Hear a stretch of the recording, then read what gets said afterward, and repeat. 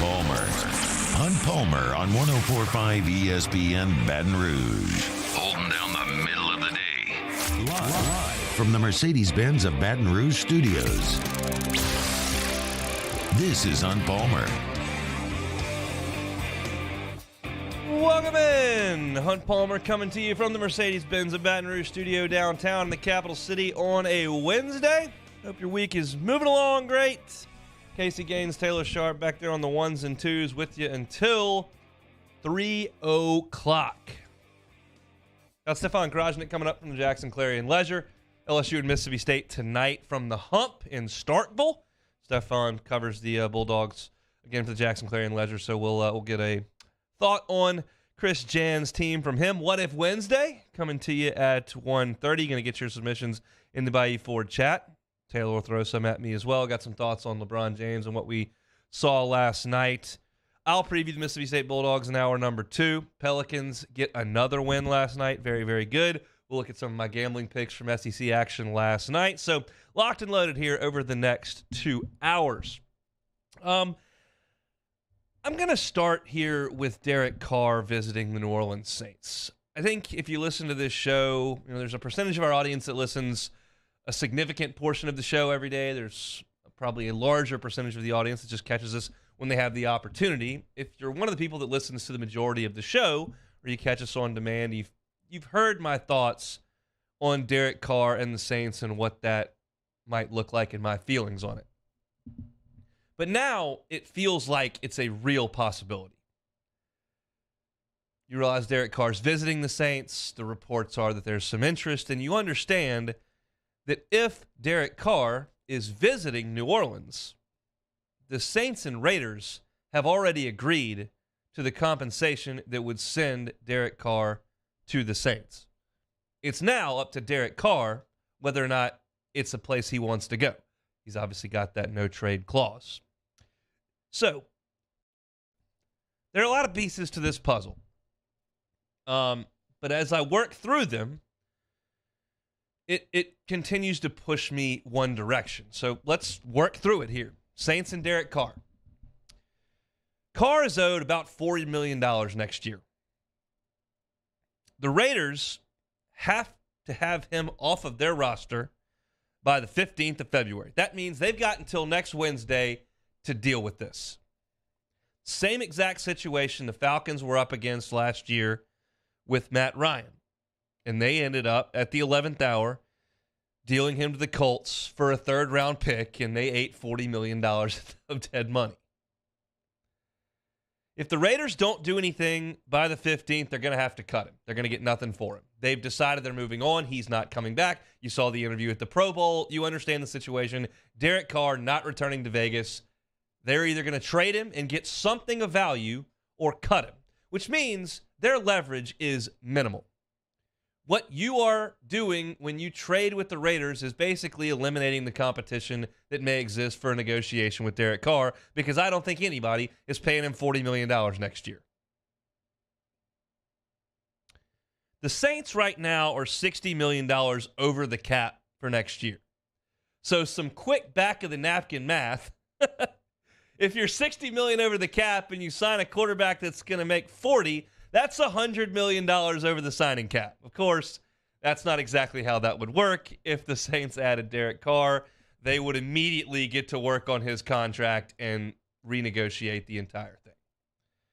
But that's something that is doable. The Saints have done it time and time again. You understand there's some familiarity with Derek Carr and Dennis Allen. Dennis Allen drafted Derek Carr but was fired early in Derek's second year in Oakland. This whole scenario, as I look at it, is about compensation. What do the Saints have to give up to get him, and what does the contract looks like when he gets to New Orleans? Those are the variables. The player is not. Derek Carr is what he is. He is a firmly middle-of-the-road quarterback. He is not Pat Mahomes or Joe Burrow. He is not Josh Allen. He's also not Sam Darnold. you get it. He's right in the middle of the league.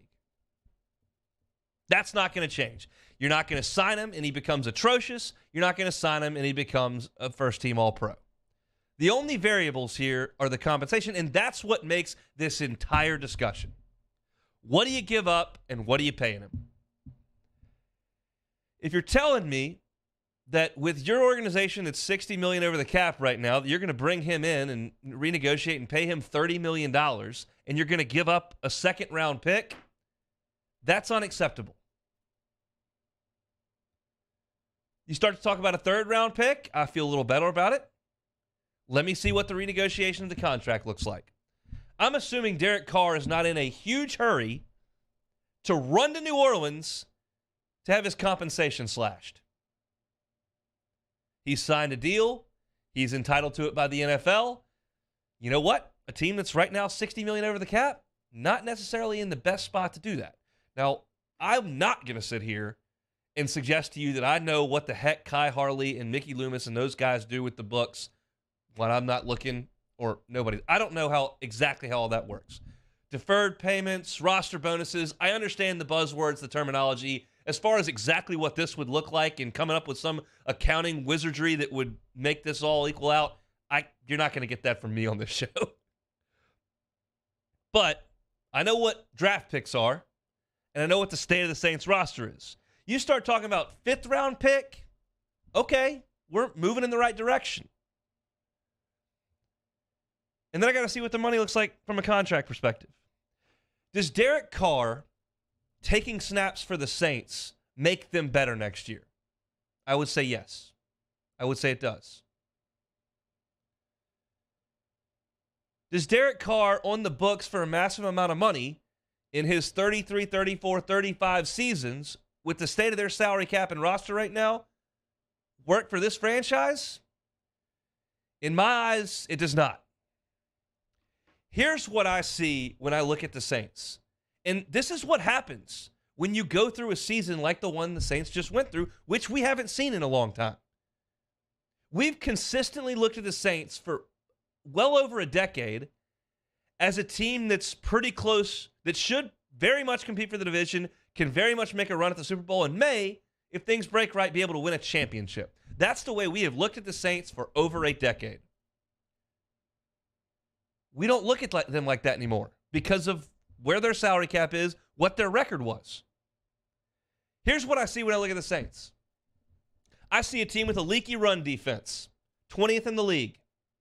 I see a team with no pass rush whatsoever. They cannot, with their front four, rush the passer at all. The linebackers got all the sacks. I see a team with DeMario Davis that's aging. I see a team with Caden Ellis, who's a free agent that they'd like to bring back. That costs money. I see an aging Tyrann Mathieu that's got 2 years left on his contract that, quite frankly, was not awesome this past year. I see, on the other side of the ball, where the quarterback plays, what you thought were your top two targets entering last year, probably moving on. Mike Thomas, I don't think he's coming back. Jarvis Landry, he's not coming back.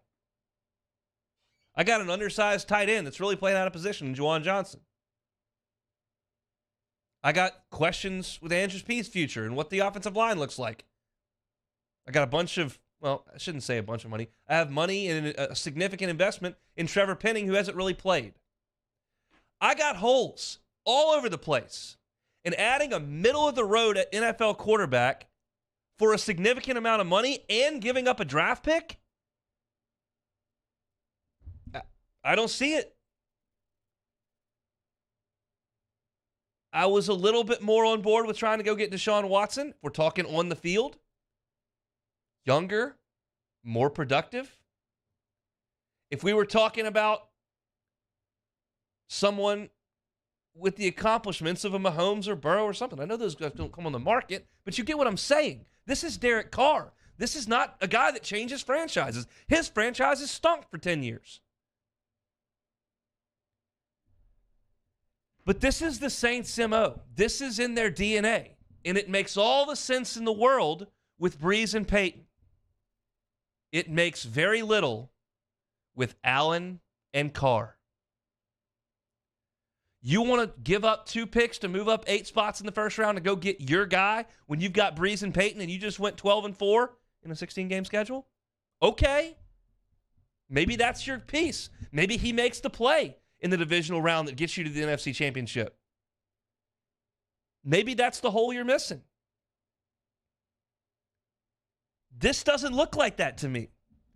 And it's enticing to want to upgrade the quarterback position when you've got Jameis Winston, who they've quit on, and Andy Dalton, who's well past his prime and pretty vanilla. But what does it mean to the rest of the roster? And if I can't get pass rushers, whether I got to pay them in free agency or use an early draft pick on them, if I can't get anybody in the interior of the defensive line to help them stop the run, if I can't find somebody to complement Alvin Kamara in the backfield where they've been playing musical chairs back there, who's next to Olave? Just Shaheed? Who's playing next to Mario Davis? Am I going to let Caden Ellis walk? Werner looks pretty good. Do I need to think about Tyrann Mathieu' replacement? I can't do all that stuff if I'm dumping $30 million a year into Derek Carr. And again, I don't know what the money's going to look like. That'll be the next segment of this show if and when Derek Carr agrees to terms with the Saints and we find out however many weeks, days later, what the compensation looks like. Maybe I changed my tune. I don't have that right now. I've got just speculation to work off of. And to me, way too many holes on a bad football team from last year for me to push a bunch of chips in for Derek Carr. And it's an odd conversation to have in the front office, and I'm certain that it doesn't go exactly like this, but if you were going to draw it as a cartoon in the paper, you've got Mickey Loomis going, we may need to take a step back here and maybe address some things with a bunch of draft picks and cutting some salary here and there, and maybe we'll be pretty good. I think in the 24 season, we might be able to push off the dock. And then you've got Dennis Allen over there tapping his foot on the desk. We got to go now. I don't want to get fired. It's two totally different thought processes. In my opinion, one of them is more correct than the other, but you never know which one's going to win out. I don't get it if the compensation is significant.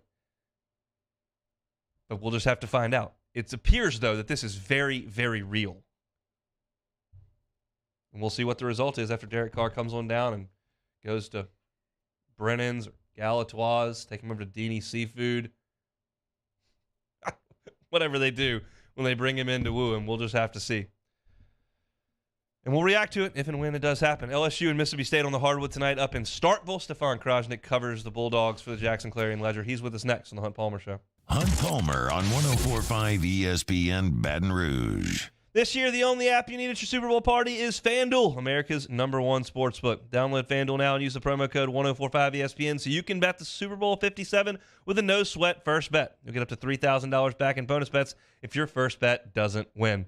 FanDuel lets you bet on everything from the money line to point spreads to who will score a touchdown. It's all on a top-rated sportsbook app that's safe, secure, and super easy to use. Best of all, you can get your pager winnings instantly. So join FanDuel today with the promo code 1045ESPN to claim your no-sweat first bet on Super Bowl 57. Make every moment more with FanDuel, official sportsbook partner of the NFL. Must be 21 and present in Louisiana. First online real money wager only. $10 deposit required. Each fund issued a non-withdrawable bonus bet that expires in 14 days. Restrictions apply. Terms to sportsbook.fanduel.com. If you're somebody who has a gambling problem wants help, call 1-877-770-STOP. In times of need, get a full list of phone numbers, websites, and other important emergency information on the Demco Stormwatch page at 1045ESPN.com.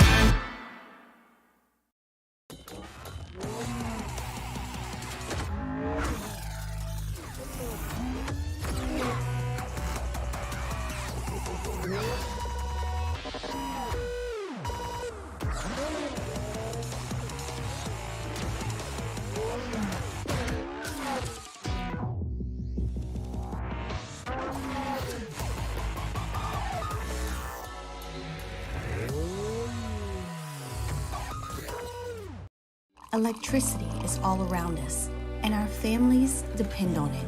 Every day is sparked by the power of a cold drink or a warm meal, a movie night, and a comforting light at the end of a dark hallway. From sunrise to sunset, playtime to bedtime, our team is ready to take care of your electrical needs. Even in the case of an after-hours emergency, the light in your life shines brighter with Mr. Electric. I had to leave my parents. I had to move schools. I don't know anyone here. Everything keeps changing. Why is this happening to me? I'm sure glad you're here. Change a child's story. There's a child in foster care waiting for a volunteer like you.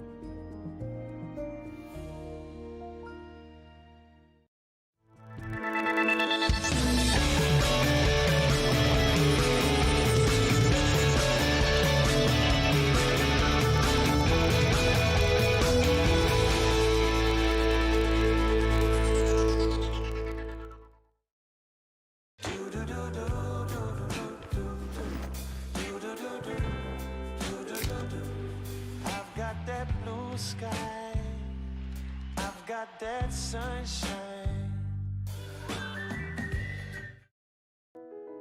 I've been doing business with Luba for 25 years.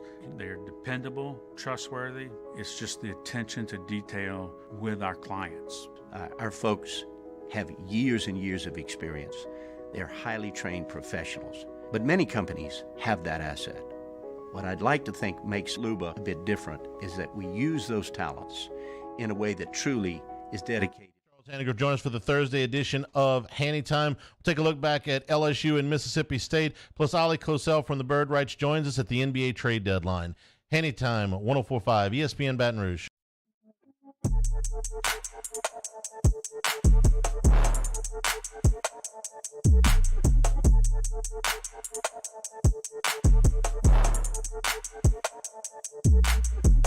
This is Hunt Palmer on 104.5 ESPN Baton Rouge.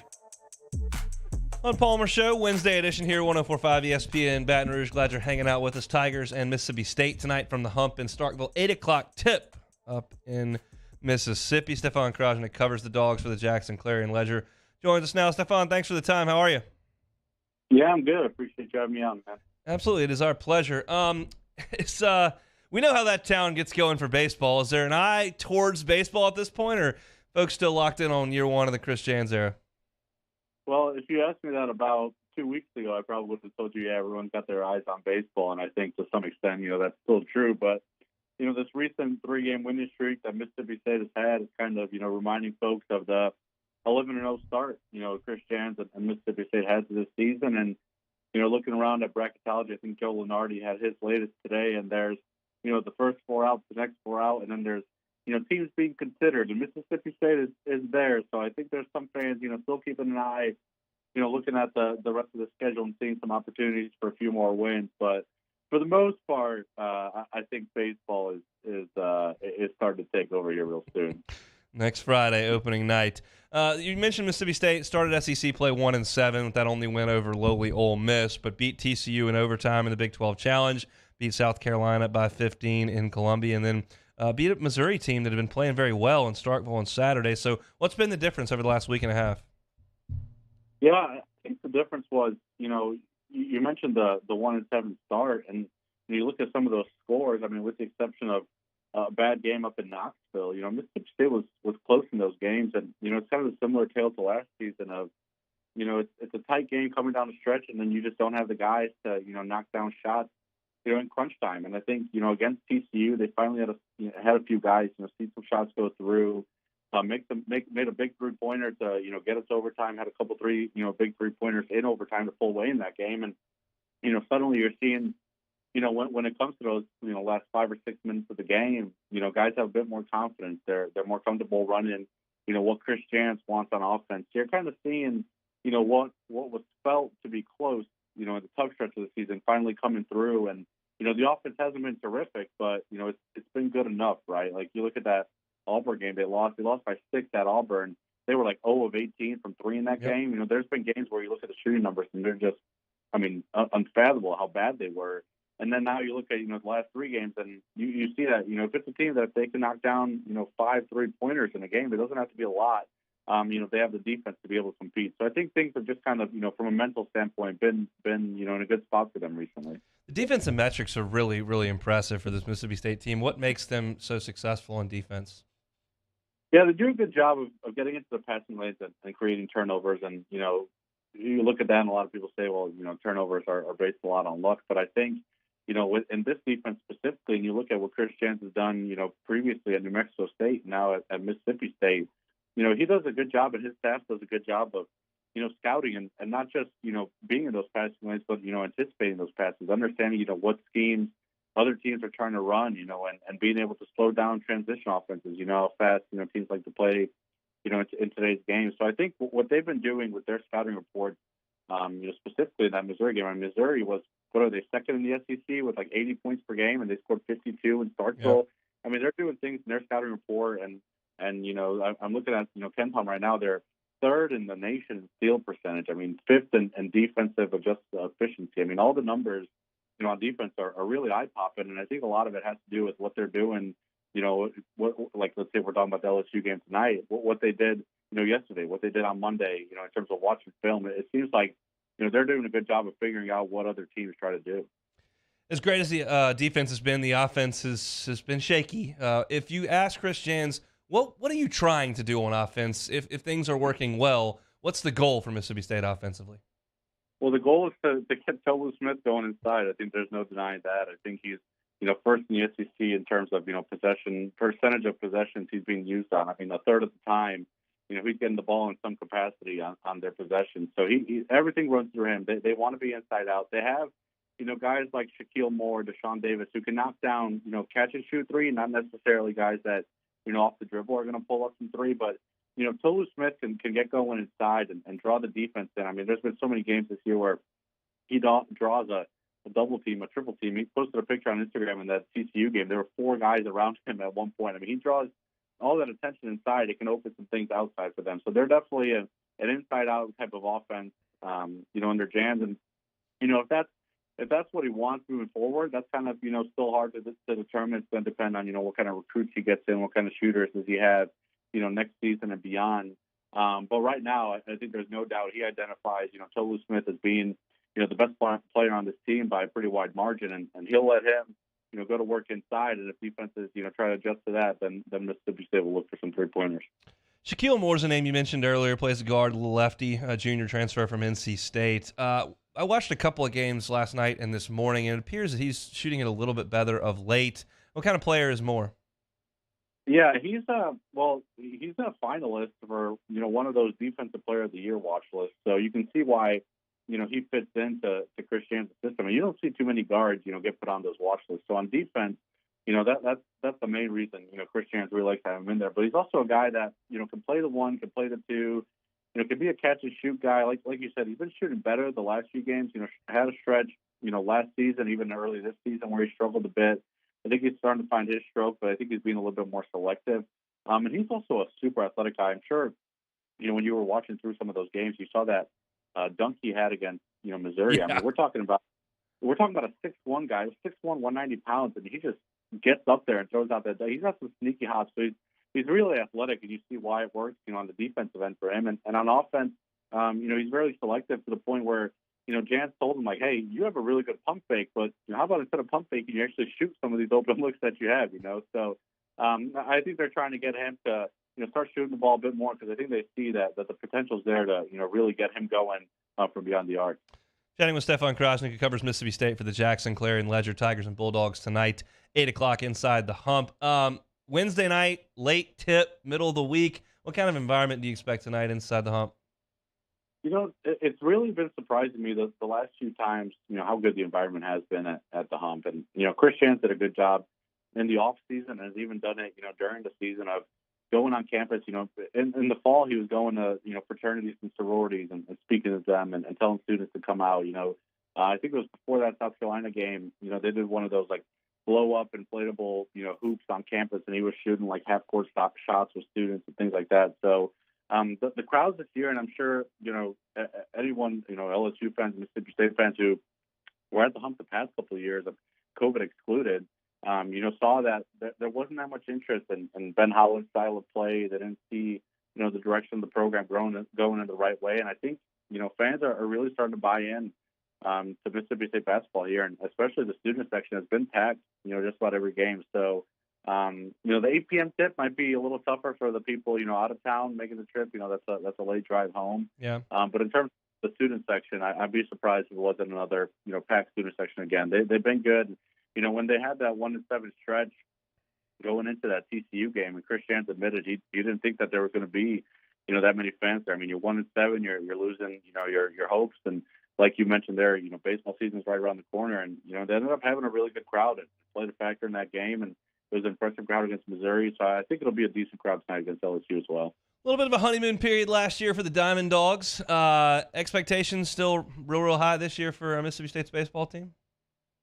Yeah, I think here in Starkville and around Mississippi they are. People still know what this program's capable of, and you have a bad year, but you still bring in what is like a top 5, top 3 recruiting class. People understand, the players that are coming in this program out of high schools and the portal and things of that nature, that they have the talent to be good. Pitching is kind of a question mark a bit, but I think expectations, in Starkville are high. But nationally, they're kind of embracing being a bit of an underdog, which you don't see too often with Mississippi State baseball, right? Like most of the preseason polls are not in the top 25, they're somewhere around, 30s. So I think they're kind of, enjoying that opportunity of going from, national champs with a ton of expectations last season, and you're dealing with injuries and the losses are piling up. I think they're kind of enjoying being, under the radar, hey, we had a couple nice portal guys here, a couple nice high school guys stepping in here, and see what they can do. But man, the SEC West this year, and I know I feel like everyone says this every year, right? I mean, the SEC is always outstanding when it comes to baseball, but I mean, you look at teams like LSU, Arkansas, and Ole Miss coming off the title. I mean, it's hard to bounce back in this league, right? Like it's really hard. There's not many opportunities, on the schedule to, pick off a game or two. So it's going to be interesting to see, if some of these younger guys, some of these new guys, can step in and play in some of these environments and make an impact right away. Yeah, you mentioned LSU, Ole Miss, and Arkansas. Didn't even mention Auburn and A&M, who were both in Omaha last year. So that's just the way it goes down here this time of year. Stefan, enjoy the basketball tonight. Thanks so much for your time.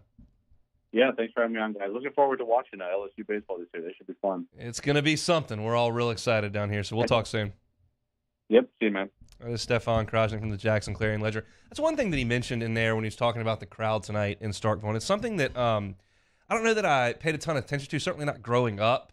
I guess when I started going to all the SEC towns, I went to all of them except Columbia, Missouri in college because they weren't in the league, and I don't really want to go there anyway.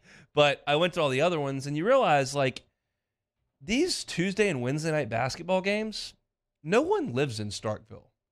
Like, you could drive in from Columbus, I guess, and there are other places around Mississippi people, but no one lives in Oxford.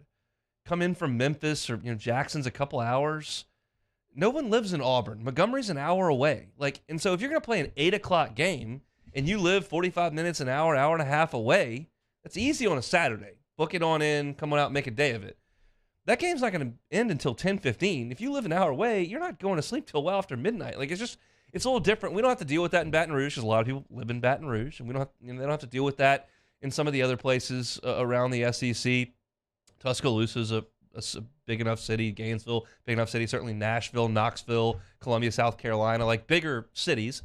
No one lives in Athens. You drive in from Atlanta, that's an hour plus. It's a little bit different for these midweek games. Saturday, not a big a deal, but I think there may be a bit of a smaller crowd at the Hump tonight. Obviously, they've won 3 in a row, and that's great. And maybe that'll get some butts in the seats. But it's for an 8 o'clock tip tonight, might be a little bit of a sparser crowd, I would think, for LSU and Mississippi State, whose records are not sterling at this point in SEC play. All right, when we come back, new segment we've debuted the last couple of weeks. Looking forward to it. It is a What If Wednesday on the Hunt Palmer Show. Hunt Palmer on 104.5 ESPN Baton Rouge. One Bath and Closets, the website. Tell you every day, onebathandclosets.com. Dave Duvall and his crew have been in this game for 30 years.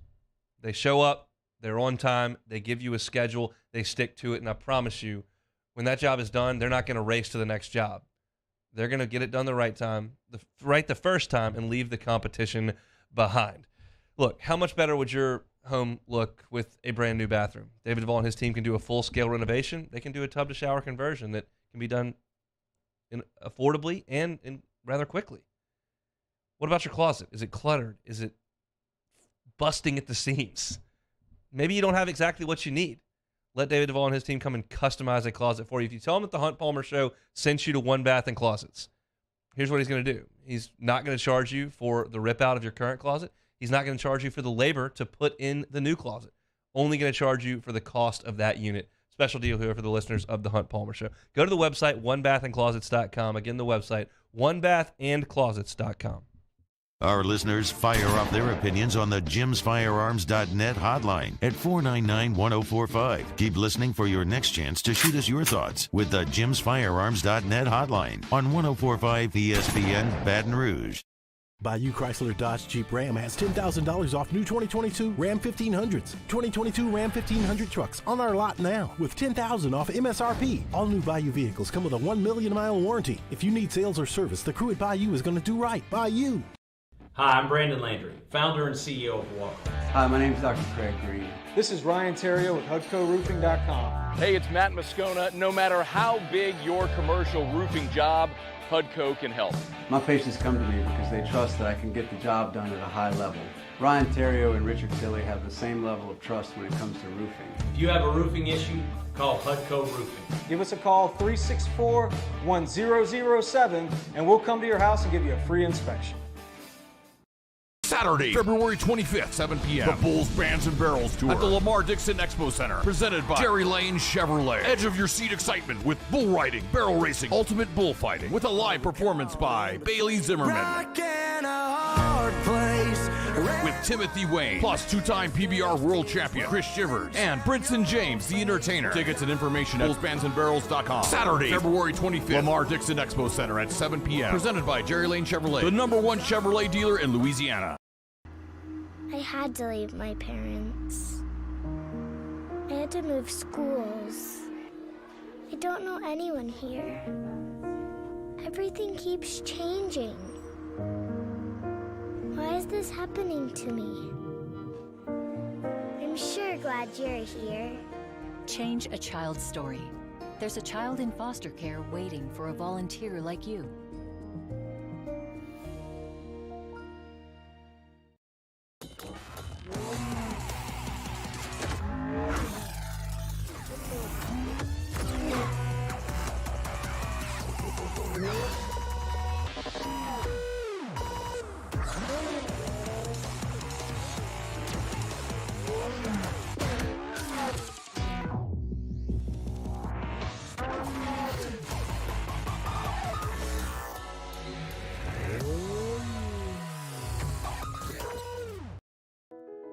I've been doing business with Luba for 25 years.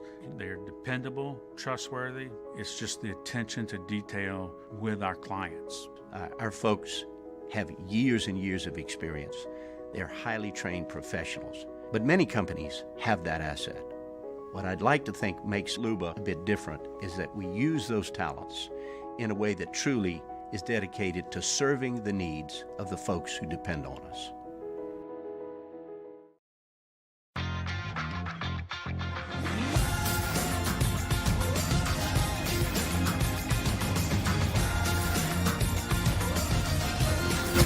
City Chiefs face the Philadelphia Eagles in Super Bowl 57. Tune in Sunday, February 12th, starting at 1 p.m. with Westwood One Super Bowl preview, leading you up to kickoff at 5:30 p.m. right here on 104.5 ESPN Baton Rouge.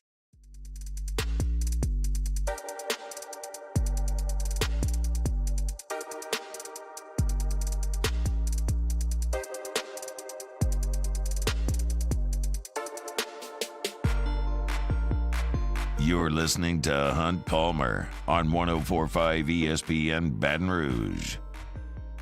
Second hour today, I'll give you my preview of the Mississippi State Bulldogs, some of my gambling picks from last night. We'll see how things went. Of course, we'll play some Take It or Leave It, but it's first hour on Wednesday. That means it's What If Wednesday. Time, space, reality. It's more than a linear path. Where a single choice can branch out into infinite realities. Follow me and ponder the question, what if? Well done, Casey. Taylor Sharp. Yeah, kicking off What If Wednesday. First off, great intro. First time I had heard it.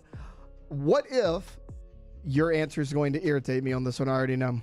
What if you could choose between attending the Waste Management Phoenix Open or the Super Bowl? Okay, so for those that don't know, obviously you all know the Super Bowl is Sunday. The PGA Tour is at the Waste Management in Phoenix this week as well. So it's a whole big thing. The Waste Management Phoenix Open is the one with the 16th hole where they basically build a stadium around it and everybody gets hammered drunk and throws stuff and yells and screams.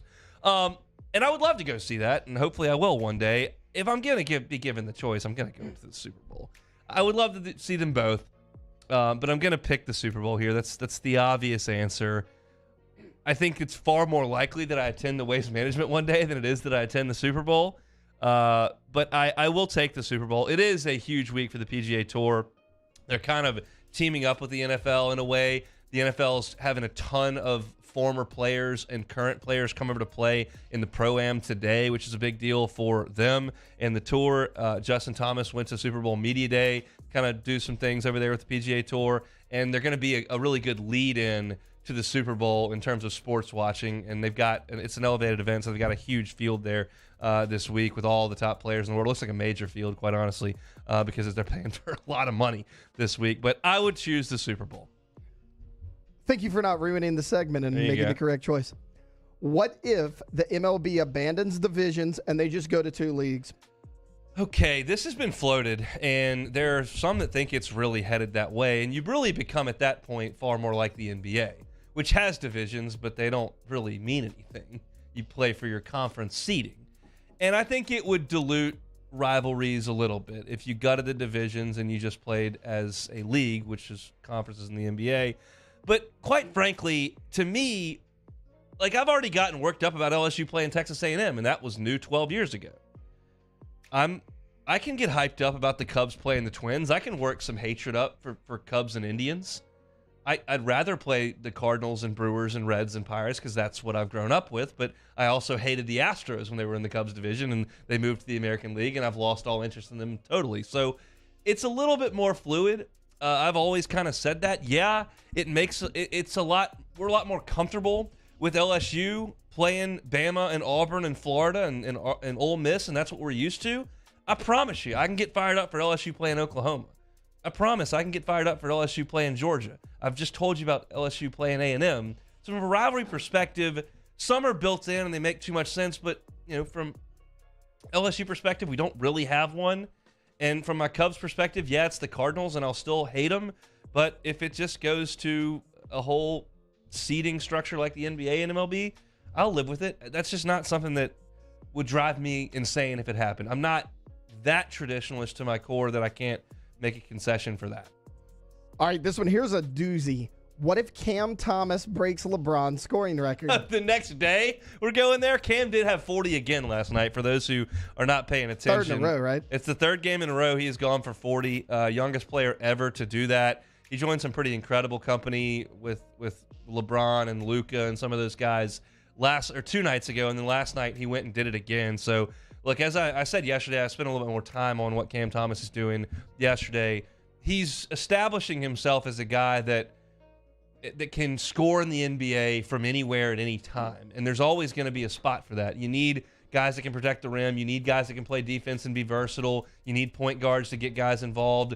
But you always need buckets, and Cam Thomas can do that. And he may not be as polished at the other areas of the game, and he may not be a guy that is typecast as a leading scorer for a team. Maybe he is. I don't know what the ceiling is there.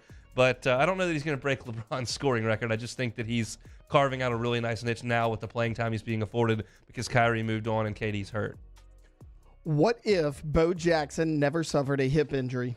Man, interestingly enough, on that Bo Knows SEC story or 30 for 30, whatever it was, someone said, Bo, I don't remember who it was interviewed, said Bo Jackson's injury in a way grew his legend because now you can ask what if. There's no what if with Tom Brady. Like, you got the whole story. There's no what if with LeBron. Like, you got everything. But because Bo's career in both sports was cut down, I mean, you watch him run the football, and he was clearly one of the best running backs in the NFL. And then some of the highlights from baseball, the throws he makes that look, quite frankly, photoshopped because of the velocity and the carry on his throws from the outfield from ridiculous places that no one else in the league makes. He runs up the wall, the outfield, like that's a normal thing that someone would do. He's just one of the most gifted humans ever, and I don't know what happens. I think he probably continues to play both sports and is a above-average player at two sports, unlike anyone has ever been. I don't think Deion was an above-average baseball player. I think he was probably a little below-average baseball player with some unbelievable traits, speed being one.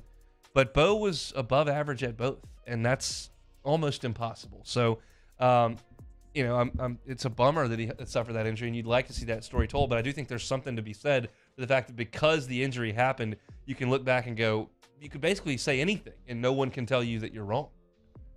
All right, last one from me. And look, I threw this in specifically for you. You're going to love this one, being a massive Cubs fan. You're drinking out of the cup now. I do have a Cubs cup today, right here. What if Steve Bartman had left Taylor, the fly ball alone? Didn't we do something like this 2 weeks ago? Alou would have caught it, and there would have been 2 outs. Maybe Alex Gonzalez fields the ground ball and throws to first instead of rushing it to try to get a double play. Pryor was unhittable. We go to the World Series. We win the whole thing. I think that's a realistic thing to say. Yes, the Cubs had 4 more chances to get out of the inning and not let the Marlins go absolutely nuts after the Bartman play. But the Bartman play did happen, and it makes me very sad. I am not too big to admit that after that game was over, I was a sophomore in high school. I hung my Sammy Sosa jersey up in my closet and I cried. It's very sad. I didn't think they were going to win Game 7. Then Kerry Wood hit a homer, and I thought maybe they'd win Game 7. They did not win Game 7, and I cried some more. Not my favorite, but that was the first really, really good Cubs team of my life. They were pretty good in 98. They made the wild card playoff, and then they got beat by the Braves. But they were really good in 03, and they should have won the World Series that year. And if Bartman leaves the fly ball alone, they might win it. So that's my story, and I'm sticking to it. All right, we'll go to some what-ifs in the Bayou Ford chat. Taylor, appreciate you throwing that Cubs question in. You got me all hot and bothered here. Greg Lehman says, what if Will Wade doesn't get recorded talking about Javonte? I would have liked him to be able to coach that team in the NCAA tournament. I don't think they beat Michigan State, but I'd like to have him on the bench. And I think he's still the coach here, and they'd have had a really good team this year. He was very, very good at roster management, which is the most important aspect of college sports now. With the portal and with all that goes into it, recruiting and roster management is more important than X's and O's. You just can't win with bad players. Kirby says this time and time again about his programs at Alabama, and now that he's running it in Georgia. You don't have great players, you got no shot. And Wade got really good players. And say what you will about X's and O's, which my contention, and I'm going to paint with a really broad brush here, my contention is those people who suggest that Will Wade is, and I use air quotes, not a good X's and O's coach, probably don't know a lot about the X's and O's in basketball. You just look at it and somebody shot a one-on-one shot, or you gave up 80 points in a game. Well, he's not a good coach. Well, I would tend to disagree with that. I think he's a pretty good X and O's coach. I think he's a really good recruiter, and I think he put one team on the floor at LSU that was top 10 in the nation in offensive efficiency. Yeah, they had Cam Thomas and Javonte Smart and Trendon Watford and Darius Days, who made his NBA debut this week, and they were really good on offense. And then he put a team out there the next year that was a top 15 defensive efficiency team. It wasn't as if it was like Les, where the offense was just antiquated. He put great offensive and great defensive teams out there. He took a program over that was in the doldrums, and in the second year went 16-2 in the league and won it outright. I just don't think some guy who doesn't know anything about the X's and O's of basketball and is a poor X's and O's guy is going to win that many games. That's my contention. So I was very upfront with the fact that I was super bummed the day that Scott Woodward decided to fire Will Wade. That was a real bummer because it signaled to me at best a restart of the basketball program from scratch, at worst a significant stretch of really bad play, and we'll see what happens in there. I'm pulling for Matt McMahon and hope they get a win tonight, but LSU would be in really good shape if Will Wade never got caught being on that FBI wiretap.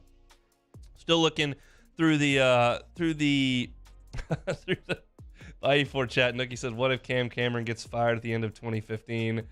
I mean, I don't think that's going to matter much. Les was all over that, and he was going to hire an offensive coordinator that did the things that he wanted them to do.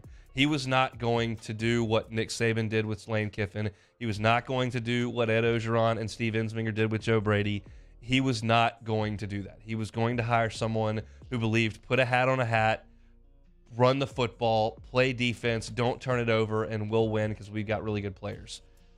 Whether he fired Cam Cameron or not, that was going to be the case, and their offense wasn't going to be very good in 2016, and we probably end up in the same place that we did. So one more grown-up adult wearing a jersey says in the Bayou Ford chat, "What if pullovers were never invented?" I'd have a compromised winter wardrobe because I wear one every day. So I don't know what would happen. I'd have to come up with something else. I got my first hoodie ever a couple weeks ago. My buddy's a coach at a junior college in town, and he gave me a hoodie with their team. So now I have one hoodie. It's the only one I have. But yeah, pullovers, staple for the Hunt Palmer winter wardrobe. That'll do it for a What If Wednesday. Come back and I'll give you some thoughts on LeBron James and what we saw last night and what we've seen from him from 2 decades. Second hour, little Mississippi State basketball talk and some SEC hoops as well. Don't go anywhere. It's the Hunt Palmer Show. Hunt Palmer on 104.5 ESPN Baton Rouge. Bayou Ford. Check out the inventory, BayouFord.com. BayouFord.com, such a great asset to the crew over there at Bayou Ford. They do such a good job of updating the inventory. So give it a look a couple times a week if you're in the market for a new car. If you don't know where to start, BayouFord.com is a great place to start. So is their buyback program. They'll buy your vehicle from you. It'll give you a head start on your next purchase. Whether you're looking for a Mustang, maybe a Bronco. I love my Explorer, an Expedition. My dad's driven an Expedition for 25 years. Same one. So it's a pretty good endorsement for the Expedition. Maybe you're looking for a truck, the F-150, always a great stop. They also got the Black Widow edition down there at Bayou Ford. Can't find those everywhere. They've got them at Bayou Ford. Check out that inventory at BayouFord.com. They'll customize the vehicle for you. If you're in the market for a custom vehicle, they can have it ready in 60 to 90 days, and one of their 6 full-time drivers will drive it right to your front door. Drop off the keys, drop off the papers for you to sign, and you will have that new ride. It's the Bayou to You program over there at Bayou Ford. Bayou Ford, where they're going to do right by you. In times of need, get a full list of phone numbers, websites, and other important emergency information on the Demco Stormwatch page at 1045ESPN.com. Follow us on Twitter at 1045ESPN to cast your vote in the Citizens Bank and Trust Poll of the Day. Vote daily inside Off the Bench, anytime. Hunt Palmer. And after further review, Citizens Bank and Trust brings you the Poll of the Day via Twitter at 1045ESPN. At Ochsner, we know healing is a team sport. That's why we've partnered with world-renowned orthopedic surgeon Dr. James Andrews to create the Ochsner Andrews Orthopedics and Sports Medicine Institute. Whether you're a professional athlete or a weekend warrior, our team of specialists are dedicated to getting you back in the game. So whatever your reasons are for reaching your personal best, we've only got one: you. Ochsner Andrews Institute. Long live you. There it is, the extra mile, on the border of expected and extraordinary, for those willing to go further, like vans customized for work or play, with safety and tech to keep you connected, supported by a 5-star sales, service, and finance team, and backed by the 1-star you know. So go the extra mile. It's never crowded, because so few have what it takes to go there. Mercedes-Benz Vans. Louisiana. It's a place defined by culture, by pride, by passion, by people who do more than love this place. They celebrate it, elevate it, champion it, They are the individuals who embody what makes Louisiana great. The companies that make Louisiana a better place to work and live. The nonprofits leading transformational change in our communities. Champions of Louisiana are all around us, and LWCC is proud to celebrate them because we've always been Louisiana loyal, supporting the workers, the innovators, the change agents of this great place we call home. Who are the champions around you? Together, we can share their stories. Together, we can help our home state thrive. Together, we are Louisiana loyal. Always.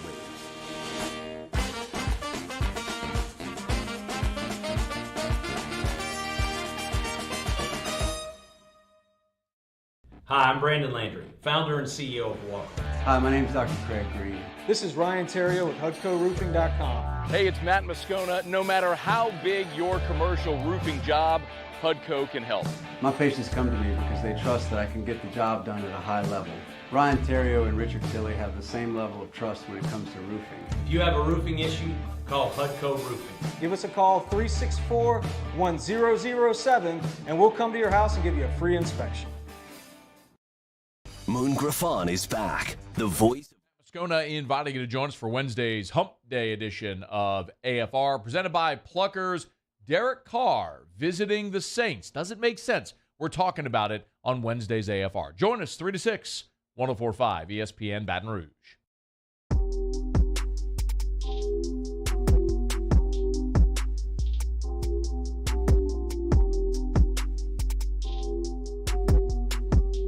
This is Hunt Palmer on 104.5 ESPN Baton Rouge. So, but how do you know that LeBron set the scoring record last night? Briefly, my thoughts on LeBron. Look, this is a guy that we've seen through a lot of different iterations over the years because he's been in our lives for well over 2 decades now. He was the prodigy that was on ESPN, the magazine, and that everybody was watching on ESPN when he was in high school. Then you have his early years where he kind of starts to live up to the talent level that you thought he may be. He goes with The Decision, which kind of births the super teams era of the NBA, goes back to Cleveland in that stretch where he goes to 8 straight finals between the Heat and Cleveland. Now you've got the Lakers run. He's been very outspoken about some social, political issues here and there. He's in the ever-going debate about the greatest of all time with MJ and all that kind of stuff, and that's fodder for First Take and whatever they want to do to yell and scream like they've been doing for 15 years. To me, it's a complex issue when you talk about LeBron, but then it boils down to stuff that's pretty simple. I mean, the impossible hype was amazing, and he exceeded it. And personally, I didn't really care that much about the decision. He honored his contract, and then he moved on as a free agent. And that's part of sports. I get cranky when guys demand to be let out of their contract or they're not going to play or we got to be traded on. That stuff I don't love. LeBron didn't do that. He honored his contract, and then he saw an opportunity to go play in Miami, and he thought that was best for him. And those teams were fun as hell to watch, and they were good, and he was awesome, and they won. Okay, you get out there and you say we're not going to win 1, 2, not 4, not 5, not 6. That's a little much, but it was a pep rally. It was a pep rally. What he did in Cleveland to drag that crew that wasn't very talented along was amazing. To own the Eastern Conference the way they did, to compete in the finals the way they did, to win one the way they did. To me, it was impressive. I don't think he should be treated as a failure for getting to some finals and not winning. I think it's good to get to the finals. And I don't think he disappeared or was awful or choked or anything in the finals they lost. Now, on the other side, I think at times he's a little aloof. I think the way he carries himself sometimes is a little off-putting. That's just my opinion.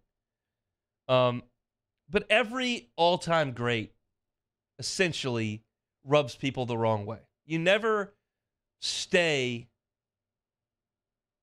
elite, great, and beloved. So many people are jealous or dislike Tom Brady, petulant child, yelling this, yelling that, cheating, Deflategate, all that kind of stuff. People are jealous of Derek Jeter and don't like him. everybody kind of rubs people the wrong way when you reach a certain elevation. I think LeBron is that way.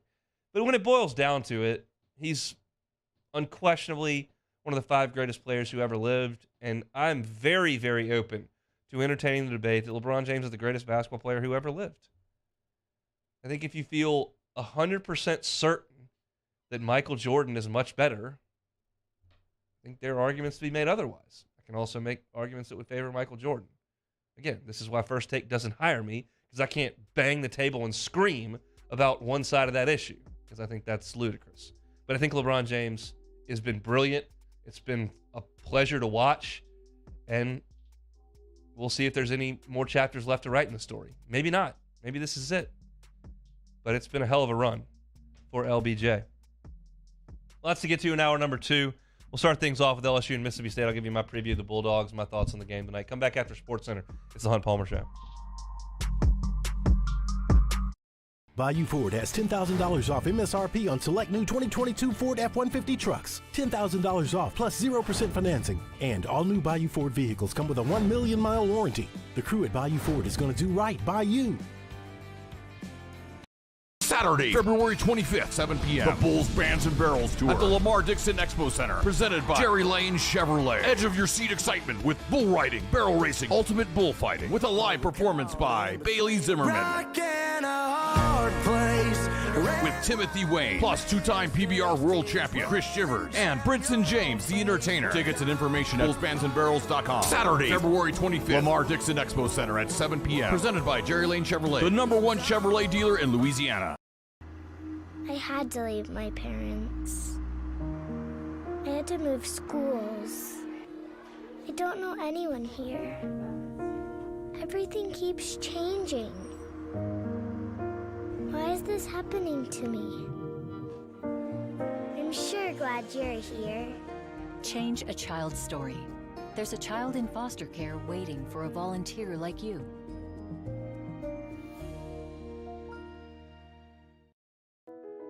I've been doing business with Luba for 25 years. They're dependable, trustworthy. It's just the attention to detail with our clients. Our folks have years and years of experience. They're highly trained professionals, but many companies have that asset.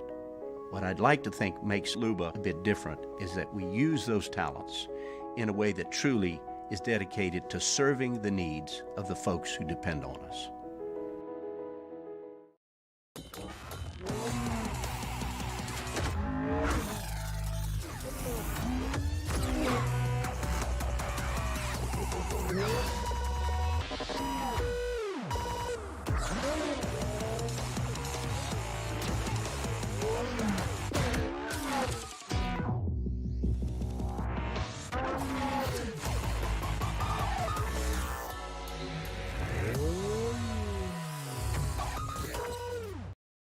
Louisiana.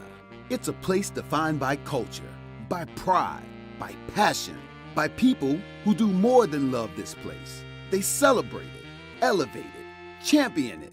They are the individuals who embody what makes Louisiana great. The companies that make Louisiana a better place to work and live. The nonprofits leading transformational change in our communities. Champions of Louisiana are all around us, and LWCC is proud to celebrate them because we've always been Louisiana loyal, supporting the workers, the innovators, the change agents of this great place we call home. Who are the champions around you? Together, we can share their stories. Together, we can help our home state thrive. Together, we are Louisiana loyal. Always.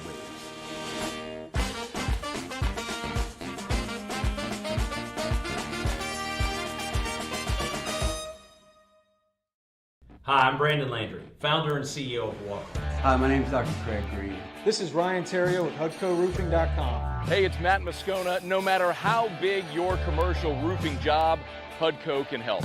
My patients come to me because they trust that I can get the job done at a high level.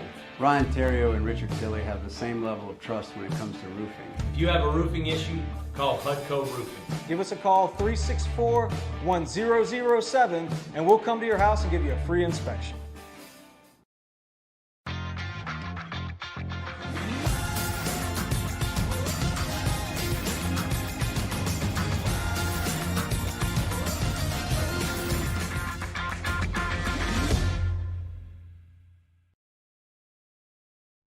This is SportsCenter.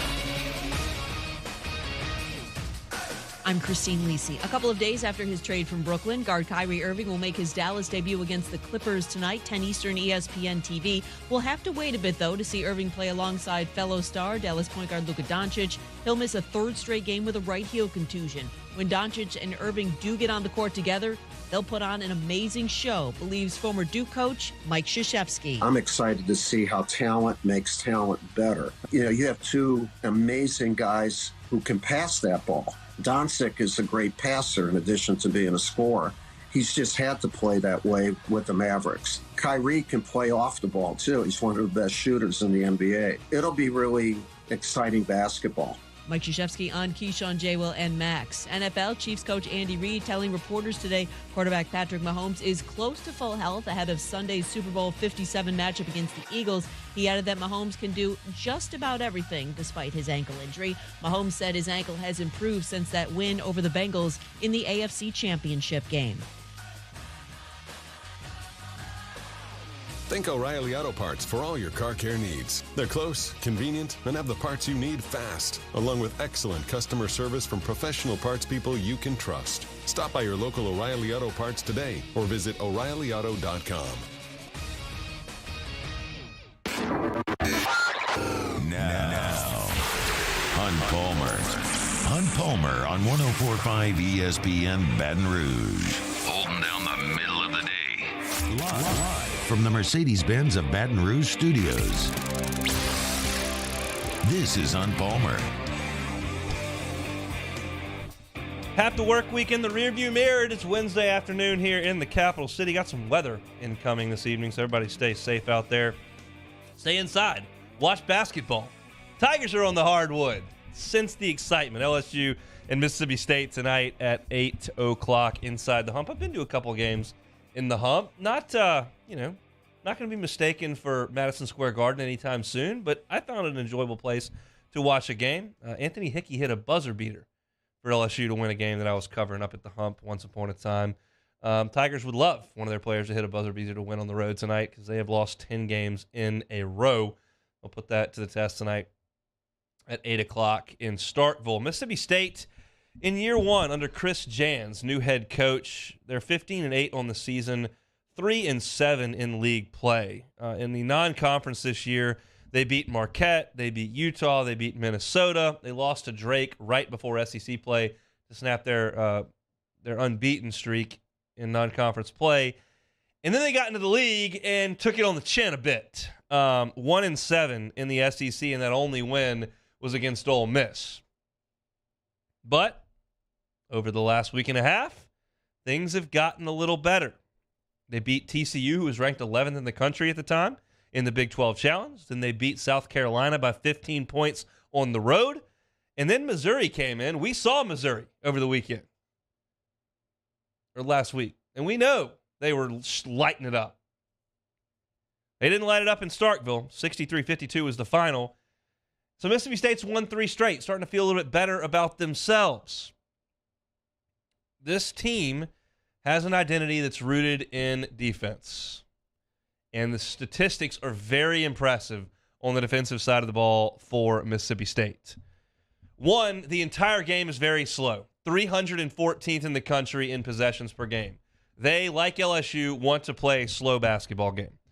But they're really good in that physical man-to-man, and that's what it is. It's not a lot of trapping, not a lot of zone, not a lot of full court, not a lot. They are in a physical man-to-man defense, and it is 6th in the country in defensive efficiency, 6th in the country in opposing points per game. They're also 3rd in the country in steals per possession, not necessarily steals per game because the game is slowed down, but they do a really good job of getting in the passing lane, getting some deflections, and getting the ball going the other way. And they need that to create a little bit of easy offense because their offense has not been very good.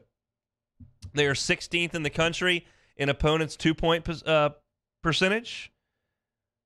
And I find when you're talking about that level of defense, 3rd in the country in steals per possession, 6th in efficiency, playing that aggressively and that effectively, largely without fouling. Fouls per possession, 47th best in the country. So top 50 in terms of really not putting teams on the line. It's a really, really impressive defense. They've got rim protection at the 4 and 5. They've got length at the 2 and 3. They've got quickness at the 1 and 2. It's a well put together defense, and we know how good Missouri was playing offensively when LSU went up there, and they couldn't get anything going against Mississippi State. So it's been an identity for this team to be elite on the defensive end. Now, the offense, this ought to make you feel a little bit better because they are not good on offense. 252 in the country in offensive efficiency. 207th in the country in 2-point percentage shooting. 359th in the nation. Only 4 teams worse in 3-point percentage. Only 3 teams shoot worse from behind the line than Mississippi State. Their last 7 games, 27 of 132. That is 20%. If Mississippi State comes out there and knocks down 8 or 9 threes, lights out. Come on back home, boys. But if they shoot like they normally do, and they go 3 of 17, well, now we're talking. This is a team that went 0 for 18 in a game against Auburn this year. 0 of 18. They don't shoot it well. They are 309th in the country of percentage of points from threes. No joke. They are 52nd in the country in percentage of points from twos. That's not an important statistic. What is they are 9th in the nation in offensive rebounding percentage. Got to keep them off the glass. Got to. And oh, by the way, one more statistic to keep in mind. I know that LSU has not necessarily kept a lot of games close. But if they keep this one close, Mississippi State, 352nd in the nation, only 11 teams worse from the free throw line. State is the worst free throw shooting team in the Southeastern Conference. Just file that away. If State's up 17 with 4 minutes to go in the game, like has been the case with LSU the last few months, couple of weeks, don't really have to worry about free throws. We got a 3-point game in crunch time. Might want to look at that. Here's your personnel for Mississippi State. Usually I start with the guards, but that's not the case here with Mississippi State. You start with Tolu Smith. 6'11", 245 pounds. He's a fifth-year senior. 13 points per game, 7.5 rebounds in SEC play. He's a 49% free throw shooter, which I told you they're awful from the free throw line. He's not a good free throw shooter. He's 58% from the floor. Best in the SEC. Against TCU, big win for them, 27-13. Back against Missouri on Saturday, 25-12. He's the reigning SEC player of the week. He's very, very good. He can move. He doesn't shoot a lot of jump shots. He shoots moving towards the basket. Jump hooks around the rim, up and unders at the bucket, offensive rebounds, feeds from his guards. He plays around the rim more often than not. KJ Williams and Derek Fountain are going to have to deal with him. He's a load. Plus, he's a good defender. He blocks some shots. Tolu Smith, absolutely the key for Mississippi State. You go to the backcourt, Shaquille Moore is their point guard, basically. He's 6'1", junior transfer from NC State. In SEC play, 10.5 points per game. He's a really good free throw shooter, 88%. Has not been a good three-point shooter, as you might expect. I've harped on that a bit with this State team. 28% from three-point range. Scored 22 in a game against South Carolina, scored 20 on Tennessee. Lefty, pretty good player. If there's one guy that I think from Mississippi State might knock down some threes, might knock down some shots, it's Shaquille Moore. Left-handed point guard for him. Transfer from NC State. Cam Hayes ought to know him. Deshaun Davis, 6'2 senior from Oregon State. He's a transfer, 6.5 points per game, not a great shooter. Then you've got the big bodies. This is where they excel on defense. Moore's real quick. He'll get steals at point guard. But the size and the length is what makes this State team as good as they are in their man-to-man. That's Cameron Matthews and DJ Jeffries at the 3 and 4. They're 6'7". They're wide bodies. They're not great on offense. They're really good on defense. And those are the guys that are going to be chasing Adam Miller. Those are the guys that are going to be chasing Cam Hayes. They can make things difficult on you from a scoring perspective. Now, this will be a big game for a couple of LSU's players.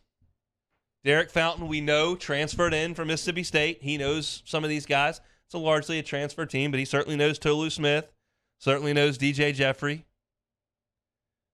He'll want to go back to Mississippi and have a good game against State. He was awesome on Saturday. So hopefully that's something you can build off of if you're LSU. You're trying to find building blocks here. KJ Williams, heck of a player. Not really a building block for your program. He's going to be gone. Derek Fountain, maybe. Maybe a guy that can help you long term. He's going to be fired up going back home. And the other guy that I think is going to have a little chip on his shoulder in this game, not that Chris Jans didn't recruit him. Chris Jans was like in college when he was in high school. But KJ Williams is from Mississippi.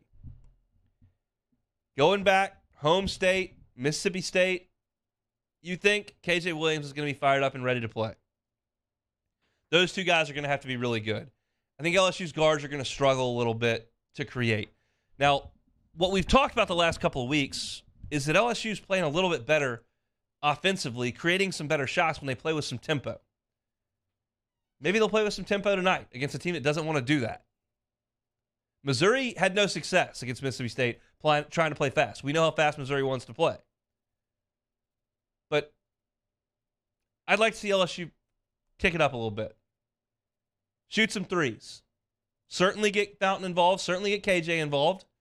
I'm not suggesting to just flail away from deep, but I like the tempo. The shooting percentage is never good. It's not good if you play slow. It's not good if you play fast. You might as well get more shots. If you're going to shoot 33% from the floor, if you're going to shoot 30% from the three, you might as well shoot a lot of them. And I don't think you have to worry about what Bama or Missouri did to you on their home floors and shooting you out of the gym. State's probably not going to do that. Of course they could. Shot-making league, shot-making game, it can happen. I wouldn't bet on it. I'll try to get it up and down. Get it up and down on offense. On defense, you got to make sure Tolu doesn't go for 29, and you got to get on the glass. Get on the backboard. If you do that, they've got a chance to win the game. I've said that like 5 times. They hadn't won any. I'm not picking them to win the game. Eventually, I'm going to pick them to win a game. It's not tonight. I think they can. I didn't think they could beat Alabama. Get it? But I think they've got a chance to win tonight because State can go real cold on offense. 0 of 18 from Auburn, like burned into my brain. 0 of 18 from 3. Yo.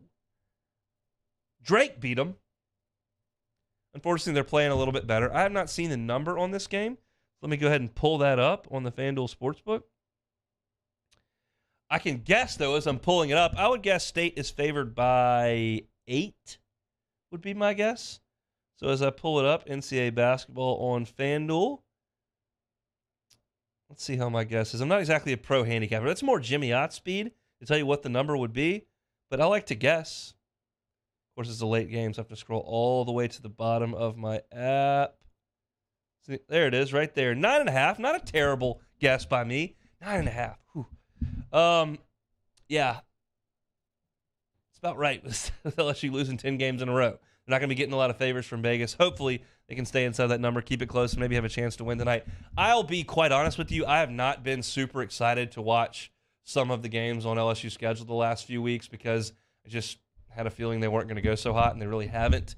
I'm fairly excited tonight. Certainly not going to be bummed out if they get blown out or lose. It's that point of the season where you're not really playing for much. But I think they have a chance to win. I think Mississippi State's got some serious flaws on offense. You catch them on a night where they're not shooting the basketball very well, and you throw a couple in, you keep it close, and maybe win one late because Mississippi State can't make free throws. That'll be the hope tonight. There's that word hope again that I keep using when we're breaking down LSU basketball games. Not the best way to approach things, but that's where we are. Tigers and Mississippi State tonight at 8 o'clock. If you want to listen, you can catch it on our sister station, Eagle 98.1 at 7:30. It'll be Chris Blair and John Brady on the call. We'll react to it tomorrow. We shall see. Pels got a big win last night. They've won 3 in a row. That's next on the Hunt Palmer Show. This is Hunt Palmer. Our listeners fire off their opinions on the jimsfirearms.net hotline at 499-1045. Keep listening for your next chance to shoot us your thoughts with the jimsfirearms.net hotline on 1045 ESPN Baton Rouge.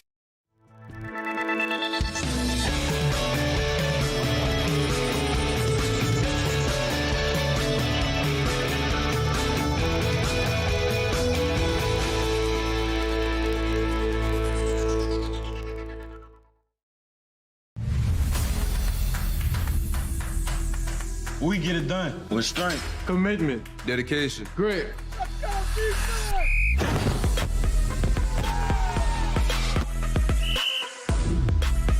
We get it done with passion for our fans and love for our community.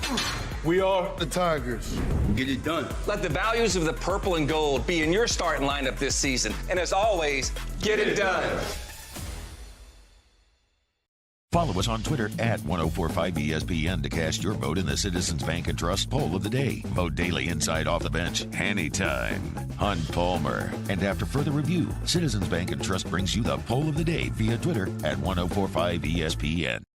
Saturday, February 25th, 7 p.m. The Bulls Bands and Barrels Tour at the Lamar Dixon Expo Center. Presented by Jerry Lane Chevrolet. Edge of your seat excitement with bull riding, barrel racing, ultimate bullfighting with a live performance by Bailey Zimmerman.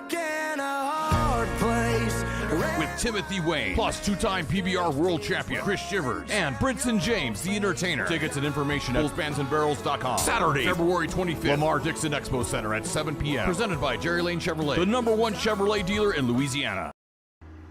I had to leave my parents. I had to move schools. I don't know anyone here. Everything keeps changing. Why is this happening to me?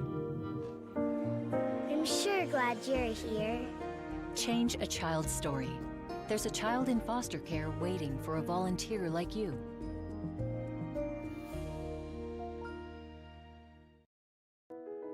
I've been doing business with Luba for 25 years. They're dependable, trustworthy. It's just the attention to detail with our clients. Our folks have years and years of experience. They're highly trained professionals, but many companies have that asset. What I'd like to think makes Luba a bit different is that we use those talents in a way that truly is dedicated to serving the needs of the folks who depend on us.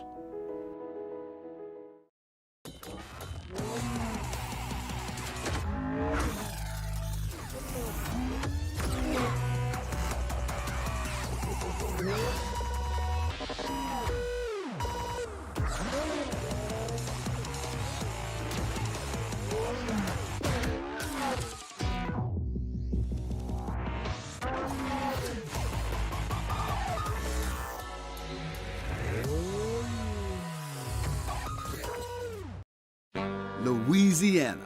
It's a place defined by culture, by pride, by passion, by people who do more than love this place. They celebrate it, elevate it, champion it. They are the individuals who embody what makes Louisiana great. The companies that make Louisiana a better place to work and live. The nonprofits leading transformational change in our communities. Champions of Louisiana are all around us, and LWCC is proud to celebrate them because we've always been Louisiana loyal, supporting the workers, the innovators, the change agents of this great place we call home. Who are the champions around you? Together, we can share their stories. Together, we can help our home state thrive. Join me, Jimmy, on for the Wednesday edition of Game Time. We're live at Modesto Restaurant on Burbank. It's Game Time, 6 to 8 p.m. Wednesday from Modesto on 104.5 ESPN Baton Rouge.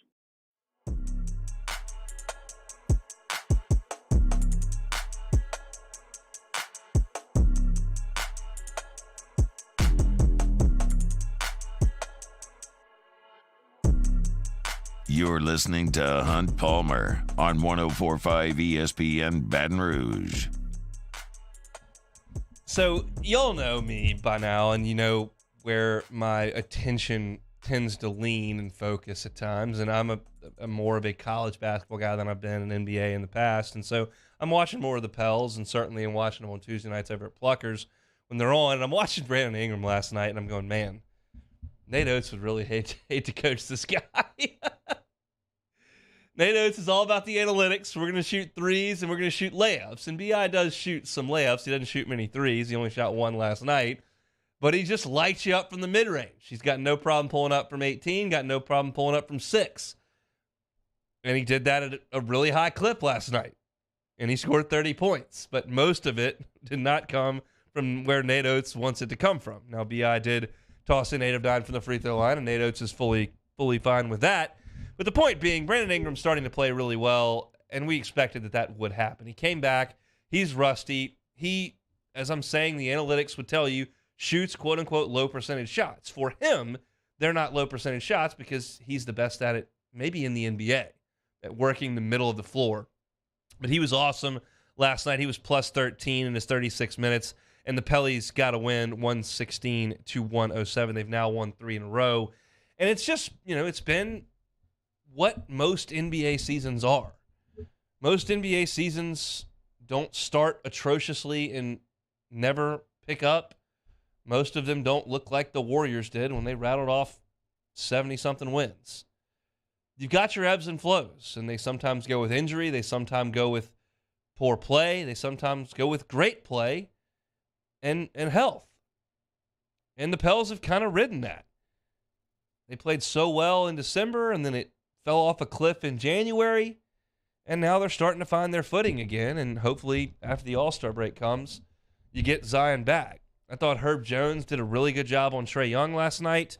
Young did have 16 assists, which is phenomenal for him, but he was unable to get it going shooting the basketball, and that's another huge piece to his game. You tell me that Trae Young's going to go 4 of 14 from the floor, 2 of 8 from 3, Pels are going to have a pretty good chance to win that game. And they did. Trae Young was minus 13 in the game. You saw John Collins was talking to everybody after the game. You saw John Collins of the Hawks, who was giving the cameraman a wink on the way out. People were taking a lot from that, saying, oh, John Collins, he's going to be the next Pel. They're going to trade deadline 24, 48 hours. He's going to be the next guy. Collins is 6'9" big, out of Wake. Been in the league since 2017. And I don't know if they're going to go make a move to get him or not. I think that there are some things this team could use, and rim protection would be one of them. Not that, Collins is the preeminent rim protector in all of basketball, but he gives you some height and some size, and could pair with Jonas and do some good things for the Pels. Nice to see Trey Murphy continue to shoot the ball really well last night. 4 of 9 from 3, 6 of 13 from the floor. He scored 16 points, I thought played very well. I thought Larry Nance's defensive effort in the game, he comes in. He didn't play it. He played 23 minutes. He wasn't out there the entire game, but he comes in. And a lot of times they'll get a stop with him that'll lead to some transition and lead to some easier scoring opportunities. And quite frankly, the Pels need easier scoring opportunities because when B.I. was out and then right when he came back, they were the worst offensive efficiency team in the NBA over a stretch of time. They need some easy offense. Turns out it's not all that efficient when it's CJ chucking from the cheap seats 30 times a game. But this is a good little run here by the Pels to get these 3 wins in a row. You just got to find a way to get to the All-Star break before Zion can come back. He's not going to play prior to the All-Star break. That's about 4 games. So 3 games. So it's a good little stretch here. You got Cleveland coming up on Friday. You go Monday at Oklahoma City, and then you're at Los Angeles. And who knows where their head is right now that LeBron's put this in the rearview mirror. But you just got to find a way. Get to that 7-day break. 8-day break and reassess. Hopefully, they take that rocket trajectory that they took last year after the All-Star break where they made a surge into the playoffs. I feel like they're going to do something. That's kind of been the MO of this organization the last few years, is they find a way to mix things up right before the trade deadline. Let's see if that's the case again in this one. But a nice win for them last night against the Hawks. 116-107 was the final. Pels now 29-27, 2 games north of 500. They got a home game with Cleveland and 2 road games before the All-Star break. So we'll see what the Pellies can do. I want to remind you, it's the 104.5 ESPN Big Game Contest presented by Heineken Silver, where you could win $50,000 in cash if your name is drawn from the pot and you've correctly guessed the final score of the game. We'll also be selecting guaranteed local winner. 104.5 ESPN's Big Game Contest is presented by Heineken. All the tastes, no bitter endings. Get your score guesses in now at 1045ESPN.com. And this February, 104.5 ESPN and Citizens Bank and Trust are here to offer you a holiday rebate to the tune of $2,000 in cash prizes. We'll also be selecting a local prize winner to receive $1,000 in cash. Sign up now at 1045ESPN.com. We will take a timeout. When we come back, how'd my little gambling picks do last night in SEC basketball? Plus, a preview of the slate tonight in the SEC. That's next on the Hunt Palmer Show. Hunt Palmer on 104.5 ESPN Baton Rouge. Football fans, FanDuel has the perfect way for everyone to get in on Super Bowl 57 action with a no-sweat same-game parlay. That means everyone gets bonus bets back if your Super Bowl same-game parlay doesn't hit. Doesn't matter if you're new to FanDuel or you already have an account. Same-game parlays let you combine all your favorite bets for a chance at a bigger payday. So start building your own or just bet a popular same-game parlay already made for you in America's #1 sportsbooking. Bet on quarterbacks rushing or passing yards, running backs score a touchdown. If you're new to FanDuel, sign up with the promo code 1045ESPN when you download the app. Either way, you'll get bonus bets back if your no-sweat same-game parlay does not hit. Make every moment more with FanDuel, official sportsbook partner of the NFL. Must be 21 and present in Louisiana, 3+ legs, minimum $1 bet required. Refund issues a non-withdrawable bonus, which expires 7 days after receipt. Max bonus $5 unless otherwise specified. Restrictions apply. See terms at sportsbook.fanduel.com. If you're someone who has a gambling problem, wants help, call 1-877-770-STOP. In times of need, get a full list of phone numbers, websites, and other important emergency information on the Demco Stormwatch page at 1045ESPN.com. Hi, I'm Brandon Landry, founder and CEO of Walk. Hi, my name is Dr. Craig Green. This is Ryan Terrio with HUDCORoofing.com. Hey, it's Matt Moscona. No matter how big your commercial roofing job, HUDCO can help. My patients come to me because they trust that I can get the job done at a high level. Ryan Terrio and Richard Tilley have the same level of trust when it comes to roofing. If you have a roofing issue, call HUDCO Roofing. Give us a call, 364-1007, and we'll come to your house and give you a free inspection. Saturday, February 25th, 7 p.m. The Bulls, Bands, and Barrels Tour at the Lamar Dixon Expo Center. Presented by Jerry Lane Chevrolet. Edge of your seat excitement with bull riding, barrel racing, ultimate bullfighting. With a live performance by Bailey Zimmerman. With Timothy Wayne. Plus 2-time PBR World Champion Chris Shivers. And Brinson James, the Entertainer. Tickets and information at bullsbandsandbarrels.com. Saturday, February 25th. Lamar Dixon Expo Center at 7 p.m. Presented by Jerry Lane Chevrolet. The #1 Chevrolet dealer in Louisiana. Toyota in Opelousas is here to help you ring in the new year with no markups, and you'll never pay over MSRP. And we have new inventory arriving daily. So Happy New Year from our Corvell Toyota family to yours. I had to leave my parents. I had to move schools. I don't know anyone here. Everything keeps changing. Why is this happening to me? I'm sure glad you're here. Change a child's story. There's a child in foster care waiting for a volunteer like you.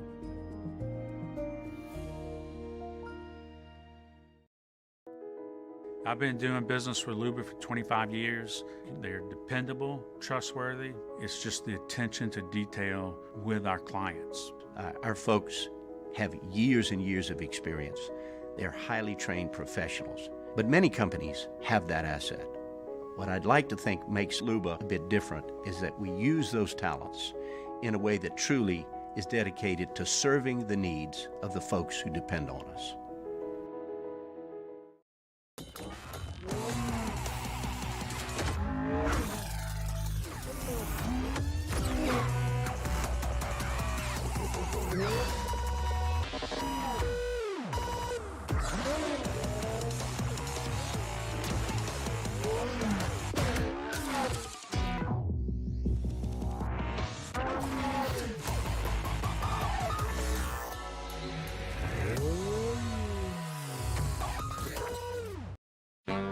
Louisiana. It's a place defined by culture, by pride, by passion, by people who do more than love this place. They celebrate it, elevate it. On Thursdays, Off the Bench. New car? Who dat? Any news break from Derek Carr's visit to New Orleans? Plus, the latest from Arizona as the Super Bowl prep runs right along. Off the Bench, 7 to 10 a.m., 104.5 ESPN.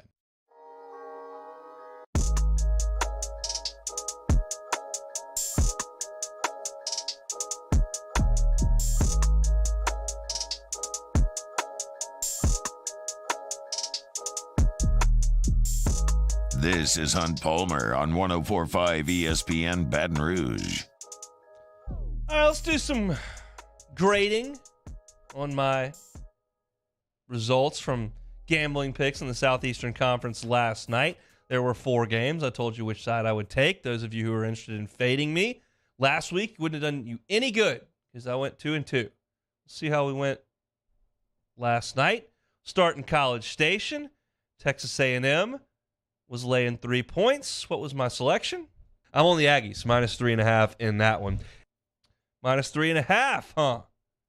Well, A&M wins by 5. Cha-ching!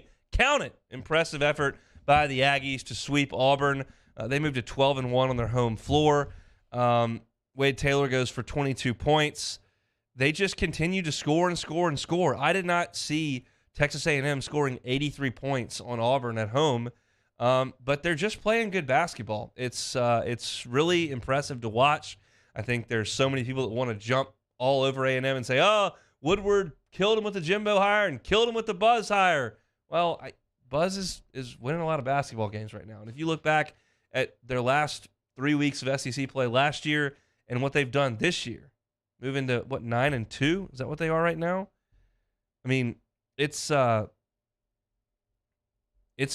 impressive to watch the turnaround, and they're in good shape in Southeastern Conference play right now, and they are very much a favorite to make the NCAA tournament right now, which you would not have said as of Christmas. So a nice win there for Texas A&M, and I called it. Let's go to our second game, South Carolina at Missouri. What was my pick? South Carolina cannot do to Missouri what Mississippi State did. So I will go ahead and lay the 15.5 and not feel super awesome about that.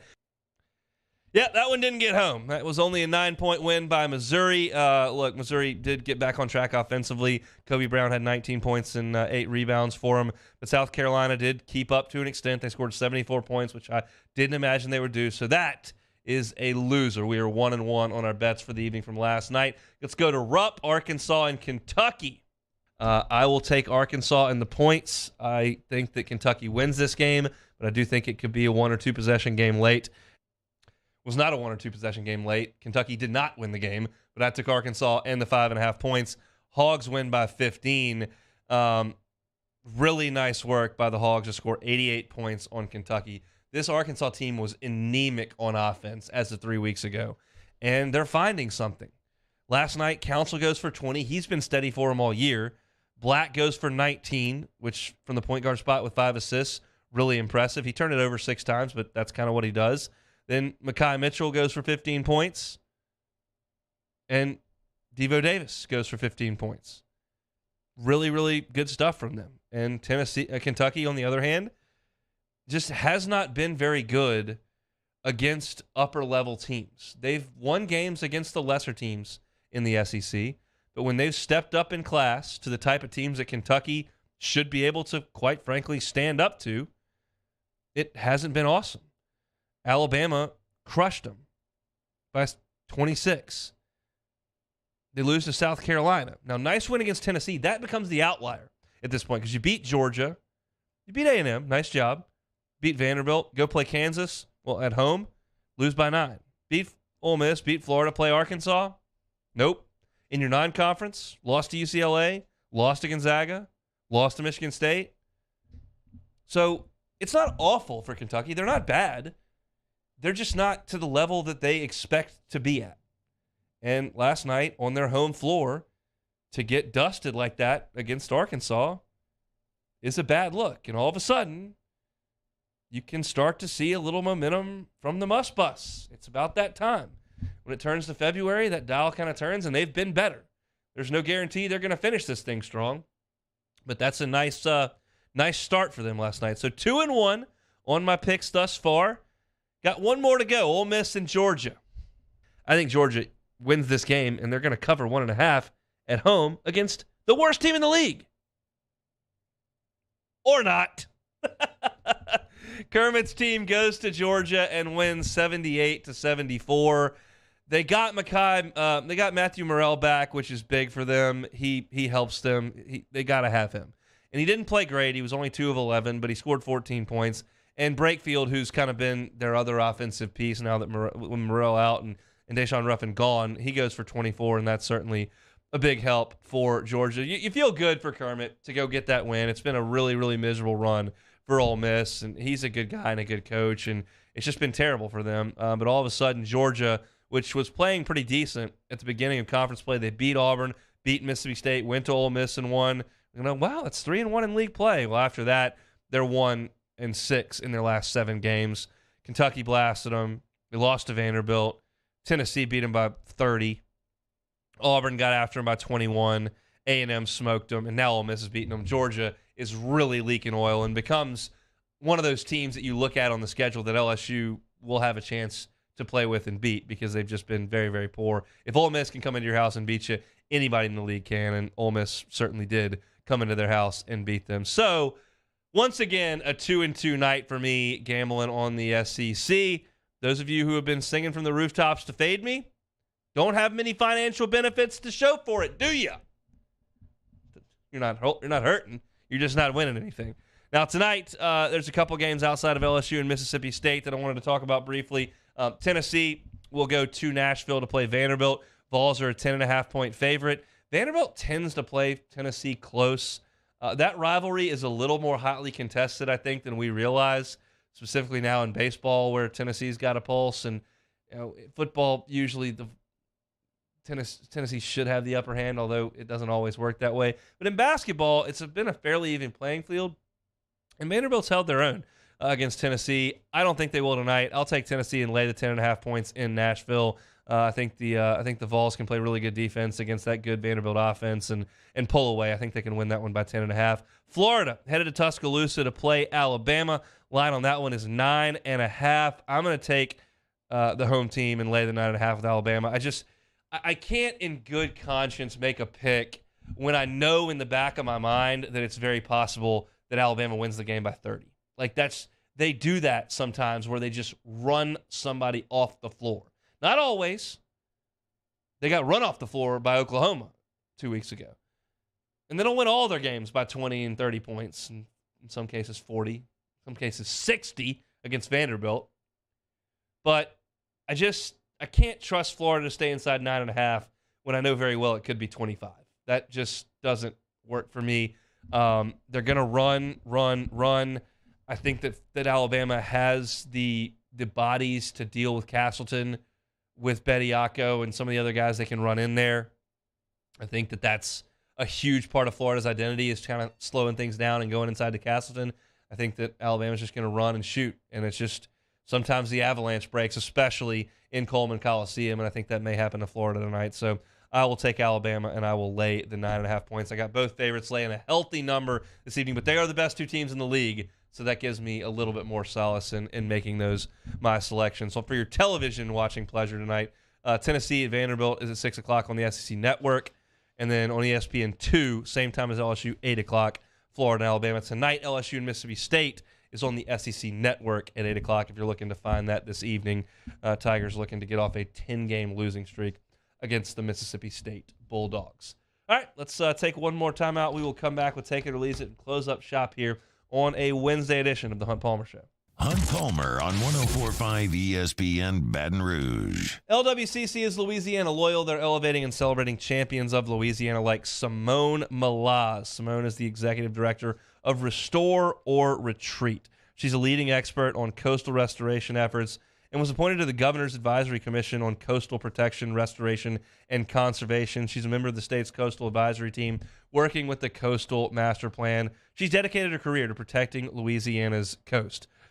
Louisiana's critically important working coast houses 2.5 million people. supports the infrastructure like highways, ports, pipelines that fuel the country's economy. And if Louisiana can lead in environmental restoration, addressing climate change, we can help others around the world benefiting from a strong local water management industry. And Simone has been right at the heart of all that. That's why she's a champion of Louisiana. If you know someone like Simone who does great work for our state, if you know a nonprofit, if you know a business that's doing the right thing for a great state, let us know about it. Go to lwcc.com/champions and nominate them to be a champion of Louisiana so that we can tell their story. We want to do it, and LWCC gives us the way to do it. So go to lwcc.com/champions to nominate someone to be a champion of Louisiana like Simone Malaz. Simone Malaz, February's champion of Louisiana, presented by LWCC.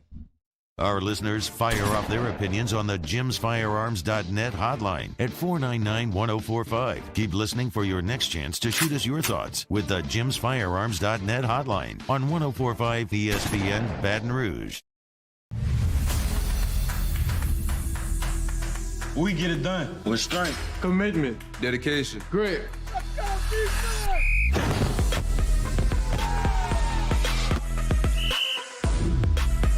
We get it done with passion for our fans and love for our community. We are the Tigers. Get it done. Let the values of the purple and gold be in your starting lineup this season. And as always, get it done. There it is, the extra mile. On the border of expected and extraordinary for those willing to go further. Like vans customized for work or play. With safety and tech to keep you connected. Supported by a 5-star sales, service, and finance team. And backed by the 1-star you know. So go the extra mile. It's never crowded because so few have what it takes to go there. Mercedes-Benz Vans. Hi, I'm Brandon Landry, founder and CEO of Walker. Hi, my name is Dr. Craig Green. This is Ryan Terrio with HUDCORoofing.com. Hey, it's Matt Moscona. No matter how big your commercial roofing job, HUDCO can help. My patients come to me because they trust that I can get the job done at a high level. Ryan Terrio and Richard Tilley have the same level of trust when it comes to roofing. If you have a roofing issue, call HUDCO Roofing. Give us a call, 364-1007, and we'll come to your house and give you a free inspection. Saturday, February 25th, 7 p.m. The Bulls, Bands, and Barrels Tour at the Lamar Dixon Expo Center. Presented by Jerry Lane Chevrolet. Edge of your seat excitement with bull riding, barrel racing, ultimate bullfighting with a live performance by Bailey Zimmerman. With Timothy Wayne, plus two-time PBR world champion Chris Shivers, and Brinson James, the entertainer. Tickets and information at bullsbandsandbarrels.com. Saturday, February 25th, Lamar Dixon Expo Center at 7 p.m. Presented by Jerry Lane Chevrolet, the #1 Chevrolet dealer in Louisiana. I had to leave my parents. I had to move schools. I don't know anyone here. Everything keeps changing. Why is this happening to me? I'm sure glad you're here. Change a child's story. There's a child in foster care waiting for a volunteer like you.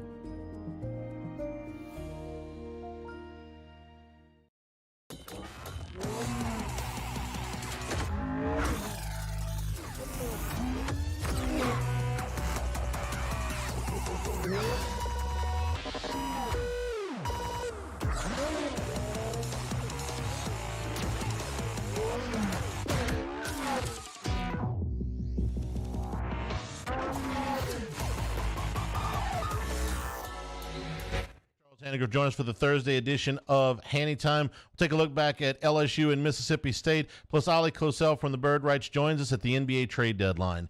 Hanny Time, 104.5 ESPN Baton Rouge.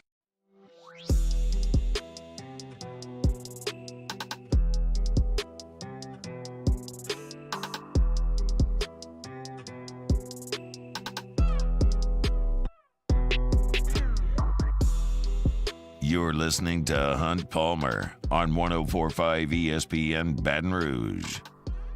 The wife has Galentine's Day tonight. Girls' Valentine's dinner. They're all wearing pink or whatever. I'm certainly not invited to any of those festivities. But it leaves me alone. Baby's going to be asleep. Going to have some basketball. I got to figure out what I'm doing for dinner this evening. I kind of have carte blanche. I can do kind of whatever I want. She's got Galentine, so that's something I'm going to have to weigh significantly over the next couple of hours before I head on home. All this freedom. We'll see what happens. I'll report back tomorrow. Let's play some Take It or Leave It, Taylor. Yeah, let's do some Take It or Leave It. Okay, so Aaron Rodgers says that he's taking a darkness retreat to help him see the light before making a decision on his future. So what he said he's going to do is do meditation, just think in the pitch black dark because we never get to do that. Darkness retreats to help clear the mind. Take it or leave it. I'm going to leave this as strongly maybe as I've ever left anything. I can't think of anything worse for my mental health than sitting in the dark for multiple days. That is nightmare fuel. I think that it's great that people find things that help them out and mellow them out, whether it's seeing therapists or going on retreats, whether they're religious in nature or not, or silence deals or throwing the cell phone away or solitude or any of that stuff. Like, if that's what you're into, that's awesome. I'm kind of the opposite. Like, I'd rather, like, sit there and zone out and scroll through a stupid Twitter feed than sit in the dark. Like, I've been approached about some of the stuff like that. I'm like, I'd rather just sit and watch sports and maybe have a few beers. Then that'll reset me quite nicely. Well, at least we know what Rodgers does for fun because I've never seen him have fun. I don't think Aaron. He played in the in that tournament this weekend. This is a personal belief of mine. I don't think Aaron Rodgers likes playing football. I think he does it because he's good at it. He wouldn't be the only one. I think there's a lot of professional athletes that are like, you're pigeonholed this. Well, I'm really good at this. Kind of sucks. It takes a lot of time and a lot of effort, and you got to spend a lot of time doing it, but it pays really well, so I guess I may as well do it. I don't know if I feel quite that strongly about it, but I'll tell you what, you won't find me at a darkness retreat anytime soon. That ain't happening. Pass on that. After the Kyrie Irving trade, Kevin Durant and the Nets front office have now met to discuss the direction of the franchise. Durant's days in Brooklyn are numbered. Take it or leave it. I'll leave it. I mean, what's better? Like, what situation are we looking for here? That's goes back to my thing with LeBron and the decision, everybody jumping all over him because he played out his contract in Cleveland, and he had the opportunity to be a free agent and look at the offers, and he took one in Miami. And whether or not you like sitting down with Jim Gray and putting it on television or not, I don't really care. But these NBA players that continue to just hop squad to squad because no situation's good enough, it's just kind of irritating. And, I don't know that Durant's quite to that level just yet, but nothing's perfect. You just got to go win some games. Go make some shots. Get some stops. Grab a board. I can't. Now that Kyrie's gone, it ought to be a better place to go to work, quite frankly. I'm so low on Kyrie to this point because it seems like everywhere he goes is just a significant problem. But now that problem's gone. Hey, you got Cam Thomas dropping 40 a night, KD. Brooklyn's a good place to be. Hunt, you like basketball? I do. Pretty fast-paced, high-scoring game, right? Generally speaking. Well, not always. In an Oklahoma high school game, Anadarko High School decided to run the clock for the entire game. They had a 3 in the air to win the game, but it fell up short. The final score in that game, Anadarko wound up losing to Weatherford High School 4-2. Take it or leave it. I got to leave this. Based on the calendar, this is not a playoff game. February 8th. I sincerely doubt it. If you are my high school team that has no good players and no athletes and can't compete with DJ Augustin was in my class, so we'll bring that up. If my team had to play Brother Martin in the playoffs, our only chance would be to hold the ball. Because if we played 100 times a real basketball game out of 100, Brother Martin would blow us out by 40 points every time. Because they were the best team in the state, one of the best teams in the country, had an NBA player on it, and we had no good players. So there's a time and place for drastic measures. I don't know that this called for that. If you haven't seen this on Twitter, some guy put together a time-lapse photo, time-lapse on TikTok of the entire game. You can watch the entire game in like 3 minutes. This team, Anadarko, literally takes the ball into the front court and holds it. And if somebody comes out to guard them, they just throw it to another player, and they hold it. And they're in total stall mode with no shot clock and no intention to ever shoot the ball. Weatherford scored both of its baskets, 4 points, on turnovers where they got runouts. And Anadarko got it to the fourth quarter, down 4-2. They were actually down 4-0, and they got some free throws. So they were down 4-2. They got the ball. I think I can't tell, but the scoreboard, but probably in the neighborhood of 5 minutes to go in the game. I said, all right, we're going to hold it for 5 minutes and hoist a three. And if we hit it, we'll win. If we don't, we don't. And I don't know what the talent disparity is, but to me, this is not in the spirit of the game. If you have to win the game, it's a playoff game, and you need to take drastic measures, maybe. This, to me, is a little bit much. It's within the rules. You can certainly do it. You're not going to be kicked out of the district or the division or whatever Oklahoma has. But this is going to call for some seriously drastic measures, like you're a team that has 6 players playing against the 6A state champs that have 3 D1 guys in the front court that are 6'10". Beyond that, I can't have this. I mean, I get that Anadarko was trying to run the clock. We need to get my guys at Weatherford some shooters because they're obviously terrible at offense as well. They never had the ball. How are you going to score if you don't ever have the ball? More than twice. They got it like 4 or 5 times. Okay, well. All right. Speaking of low scoring, LSU basketball will play Texas reportedly in a basketball game at the Toyota Center in Houston coming up next December 16th. Take it or leave it. I'll take it. It's a high-profile program. We'll see who their coach is next year.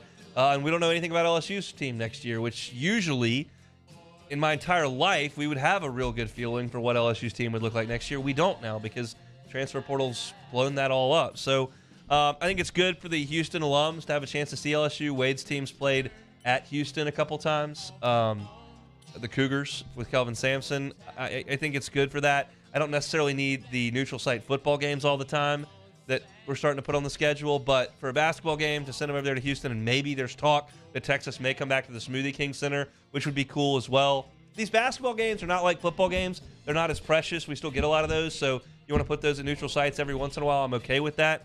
And I'm kind of considering maybe going to that game on a Saturday in Houston. If LSU's got a reasonably competent team, I got some buddies over there, I got a place to stay, may hit the road and head over to Houston. I love, obviously, the baseball weekend, which I think we'll get next year. I think they're going to play that every other year. We're in Round Rock this season. I think next year we'll be back in the Minute Maid, and I'll definitely go to that. But I might go over there and watch LSU play Texas in the Toyota Center. If I think LSU's got a real chance to win the game, I'll take it. Is that thunder? It may be. You're supposed to I get was going to cut my grass today. That's not happening. No, that is not happening. All right, anyways, one more left. Eric Bieniemy, he remains a prime candidate for the offensive coordinator positions with the Commanders and the Ravens. Bieniemy needs to get out from under the Mahomes-Reed tree. Take it or leave it. I'm going to leave this. That's my nature. I'm not a risk taker. I'm a risk-averse person. If Eric Bieniemy wants to bet on himself and he thinks with whatever Washington's going to trot out at quarterback or with the Ravens keep Lamar, obviously, that he can elevate his stature because people believe that what he's doing is too tied to Andy Reid and Patrick Mahomes, then yeah, it's the right move. You could also go to Washington, have a bad quarterback, have a bottom 5 offense in the league, and kind of wreck your career trajectory. I think as long as he's running the show with Reid and Mahomes, he's going to be in the discussion for jobs year in and year out, and they're going to win a lot of games and have a good quality of life. I like that. I think it's great. If you're getting driven nuts by the fact that you're interviewing for 2 head coaching jobs a year and you're never getting one, well, then maybe that's the chance to jump and try to go fly yourself. But you stay relevant in Kansas City, and I think winning a lot of games is fun. So that's what I would do. But if you want to bet on yourself and fly the coop and see what you can do somewhere else, have at it. I just wouldn't do that. That's my thought on the matter. So is it almost guaranteed that you'll have a bad QB if you coach at Washington? Yeah. I mean, other than like the 2 years that Alex Smith was there? Yeah, everything's bad in Washington because Daniel Snyder's bad. And so because he's bad, everything else is bad. That's just the way that goes. I think I would go Ravens if I'm Bieniemy. Well, obviously, if you have the option. I'm going to stay away from Washington. Yeah, if you have the option, you would. That's not too far away from Washington and Baltimore. But yes, different world in terms of talent and organizational structure. That is for sure. So that'll do it for Take It or Leave It here on a Wednesday. I'm still thinking about what I'm going to have for dinner. It's going to consume my thoughts for the next couple hours. I'm going to come up with something good. If you missed any of the show today, you can catch it on demand, 1045 ESPN Baton Rouge, 1045ESPN.com. On-demand page, all the shows right there. You can catch the Hunt Palmer Show as well as everything else that we've got here on the station. You can always find us on Apple Podcast, on Spotify. Just search the name Hunt Palmer Show. You can find it. Like, subscribe, rate, review. We always appreciate that. And you guys on YouTube and the Bayou Ford chat, throw us a like on your way out. That helps us out. And subscribe to the channel if you have not. It's right there below the video, so we certainly appreciate it if you could. Open up the show today talking about the Saints getting a visit from Derek Carr. My thoughts on what the Saints should do in this situation with what we know. Stefan Krajisnik from the Jackson Clarion Ledger talked Mississippi State basketball with us. Always appreciate his thoughts. Had a little side talk on baseball there as well. What If Wednesday? That's been a segment we've done the last few weeks and had some fun with that. I gave my thoughts on LeBron James at the end of hour number 1. I previewed Mississippi State and LSU tonight from the Hump at 2 o'clock. If you want to get that preview, you can find it there. Pell's got a big win. We talked about that in segment 2. And some SEC hoops recap, including my bets from last night and a preview of tonight's game. That'll do it for us. We've done all we can. Jimmy Ott's Game Time coming to you from 6 to 8 this evening. Matt Moscona about to drive you home on After Further Review. Same time, same place tomorrow. Come on, Tigers. Get one win. It's the Hunt Palmer Show.